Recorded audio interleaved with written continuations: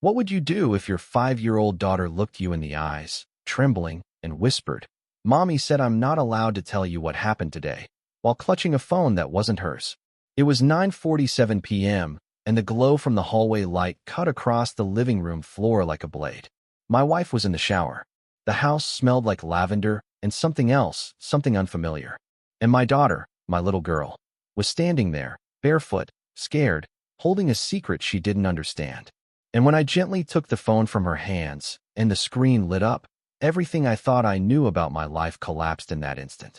If you genuinely enjoy our stories, please subscribe to the channel, tell us where you're from, and what time it is right now. It's always fascinating to know how far our story flows. The message was still open. I can't wait to see you again. Today wasn't enough. No name saved. Just a number. But the photos attached didn't need a name. It was my wife. And another man. In the back seat of a car I didn't recognize. My chest tightened so hard I thought I was going to black out right there in my own living room in Chicago, just a few miles from West Madison Street where I'd worked 12-hour shifts for years to give them everything. I looked down at my daughter. "Where did you get this?" I asked, keeping my voice calm, even though my hands were shaking. She hesitated. "Mommy's friend dropped me off. She forgot her phone." "Friend?" I nodded slowly, forcing a smile. "Okay, sweetheart. Go to your room." I heard the shower shut off, and something inside me cracked. At first, I told myself there had to be an explanation. Some twisted misunderstanding. But deep down, I already knew. You don't take pictures like that by accident. You don't send messages like that to someone who isn't your wife.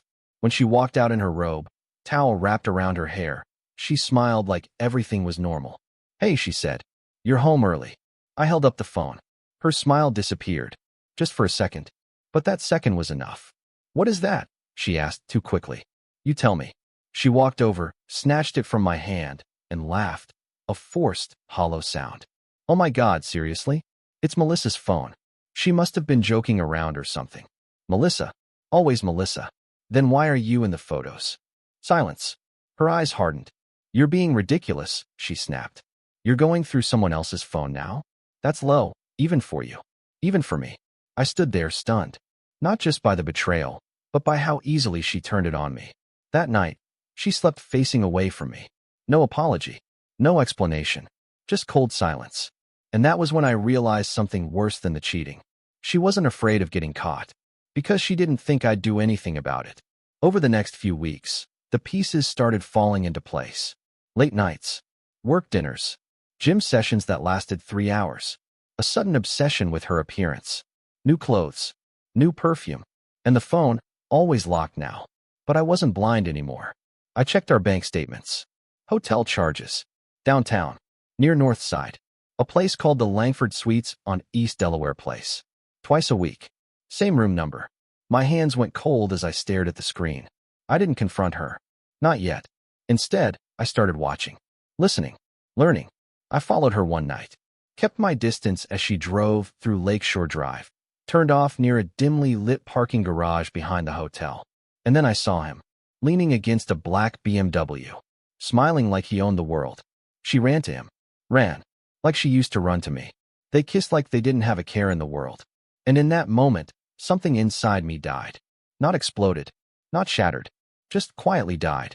I went home, sat in the dark, and started planning. I hired a private investigator the next morning. If she thought I was weak, she was about to learn how wrong she was. Weeks turned into a full dossier. Photos, videos, hotel receipts, text logs. His name was Eric Dalton. Married. 2 kids.